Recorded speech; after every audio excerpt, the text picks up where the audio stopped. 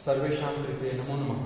प्रिय विद्यार्थियों, आज हम पाठ संख्या 16 के अंतर्गत षोडश, जिसको हम संस्कृत में कहते हैं, उसके अंतर्गत हम आज अधिकरण और संबोधन कारक के विषय में पढ़ेंगे।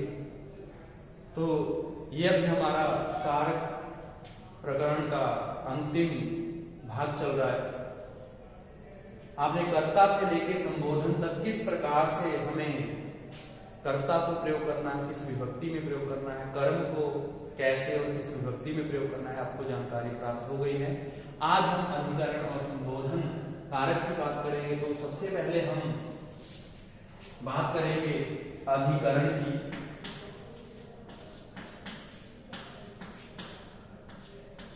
तो अगर हम अधिकरण के विषय में बात करें तो उसकी जो परिभाषा की बात आती है तो बोलते हैं कि प्रत्येक क्रिया, मतलब जो क्रिया होती है, तो हमें साफ साफ बोल दिया कि प्रत्येक क्रिया किसी ना किसी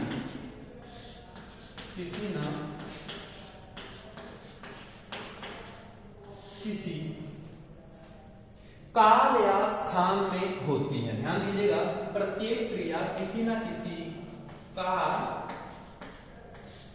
या स्थान में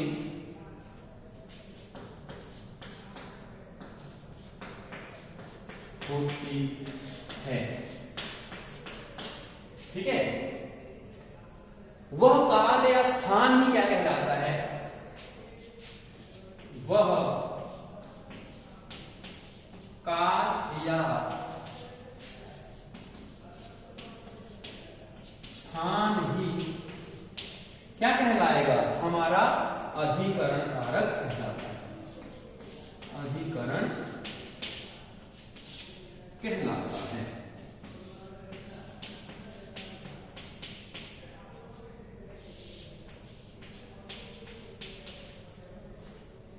ध्यान दीजिएगा कि वही जो हमारा काल या स्थान होगा।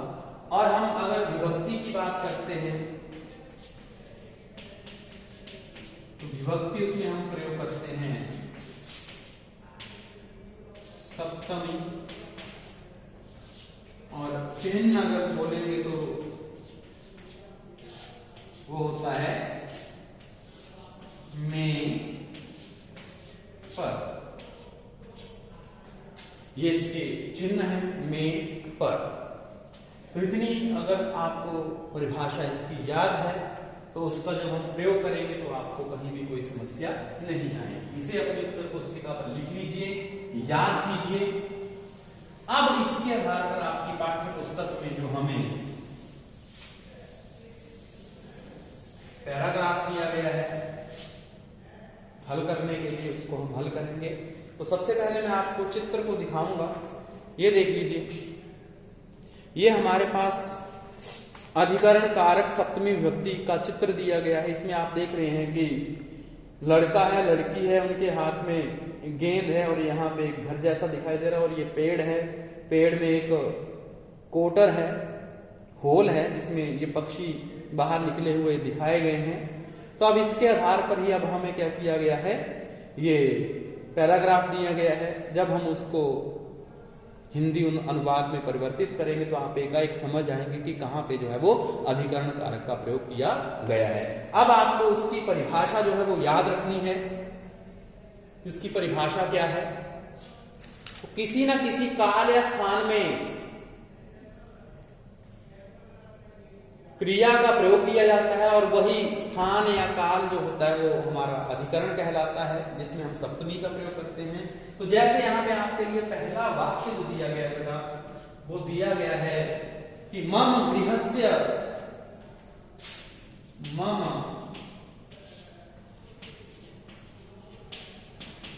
गृहस्य उद्याने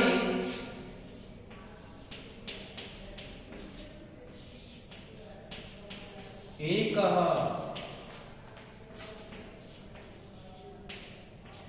वृक्षः अस्ति ये आपके सामने एक वाक्य दिया गया है। अब इसको जो हम ट्रांसलेट करेंगे, मम गृहस्य उद्याने एकः वृक्षः अस्ति। ठीक है, मम का होता है मेरे घर के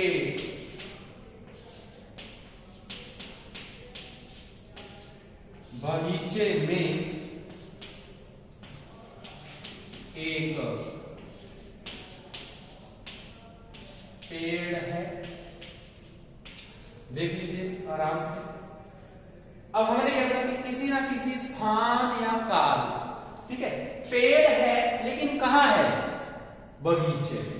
ये आप देख लीजिए यहां पे। इसलिए उद्याने में क्या किया गया? सप्तमी विभक्ति का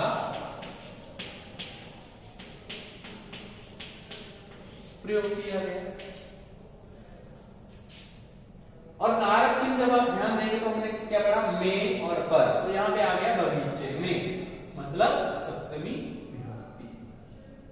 ओके, उसी तरह आगे जो वाक्य है वो देख लीजिए। वो है वाक्य की वृक्षस्य कोटरे खगः वसन्ति। वृक्षस्य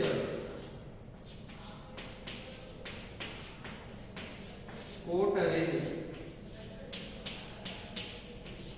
खगः वसन्ति। सब देख लीजिए। अब ये जो वस धातु है रहने के अर्थ में बहुवचन का प्रयोग किया गया। खगः पुल्लिंग का रूप है, पक्षी मतलब खगः खगौ। खगः आपने पढ़ा है, खरग पुल्लिंग की तरह ये चलेगा। तो वृक्ष से मतलब वृक्ष की, वृक्ष की। यहां पे षष्ठी है लेकिन हम क्या पढ़ रहे हैं? अधिकरण का है। सप्तमी का प्रयोग कहां किया गया? तो बोला किसी न किसी काल या स्थान में, ठीक है, क्रिया का प्रयोग होता है, क्रिया उसके साथ अटैच रहती है, उसी को हम क्या कहेंगे? अधिकरण कहेंगे। तो हमारे पास यहाँ पे जो अधिकरण है देख लीजिए, वृक्ष की कोटर में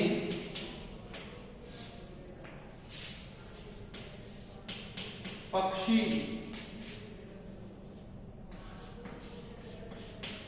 रहते हैं। वृक्ष की कोटर में पक्षी रहते हैं, ये आपका वाक्य है। कोटर में, फिर देख लीजिए, और कोटरे में आपकी फिर सप्तमी विभक्ति का चिन्ह है हमारे पास।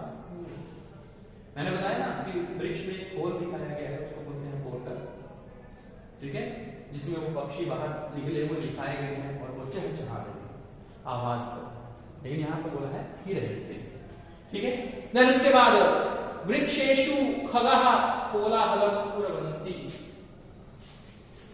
अब इसको मैं साफ करूंगा।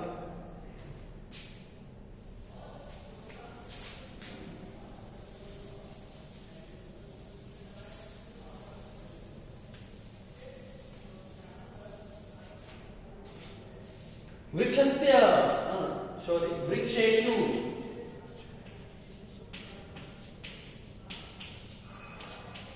वृक्षेषु खगः कोलाहलम,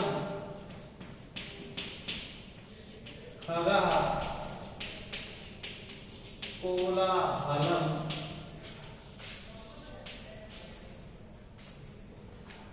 कुर्वन्ति।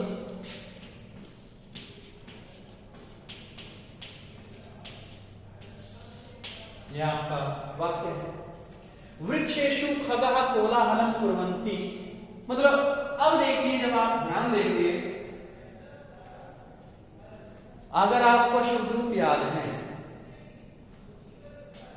तो आपको पता होना चाहिए कि वृक्षेषु जो बना वो कहां बना।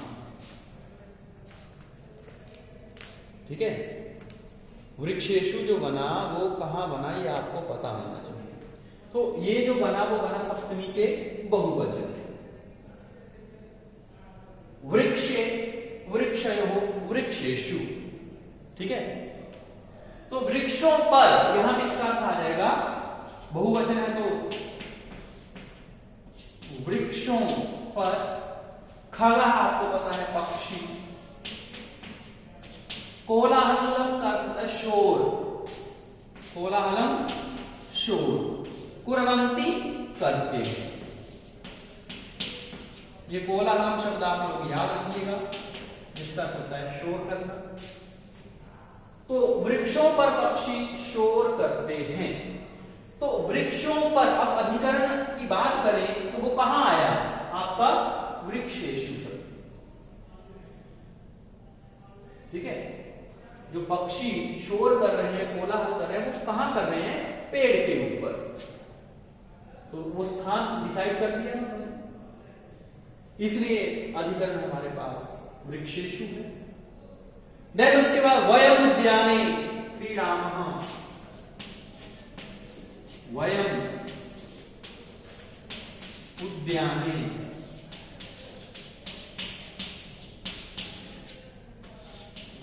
क्रीडामः। वयम का होता है हम सभी, और उद्याने आपको पता है कि बगीचे में,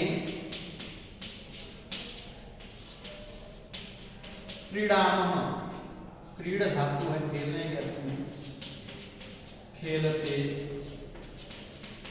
हैं, हम सभी बगीचे में खेलते हैं। तो बगीचे में खेलते हैं, कार्यचिन्ह आप देख लीजिए, और इसका जो संस्कृत शब्द प्रयोग किया गया वो किया गया उद्याने। तो अब यहाँ पे जो अधिकरण है वो हमारा क्या है, उद्यान। खेलते हैं, लेकिन कहां खेलते हैं, बगीचे में, स्थान निर्धारित करते हैं। तो इस तरह से आपका ये अधिकरण सप्तमी, ये जो कारक है ये कंप्लीट हुआ। इसको आप अच्छे से समझिए, इंपॉर्टेंट है। कौन सा कारक किस विभक्ति में प्रयोग किया जाता है, ये आपको बिल्कुल कंठस्थ होना चाहिए। कर्ता से लेके संबोधन तक कैसे हम इनका प्रयोग करते हैं। तो इस वीडियो को ध्यान से देखकर आप अधिकरण कारक को अपनी उत्तर पुस्तिका पर लिखें, समझें। तब तक के लिए शुभ दिन, धन्यवाद।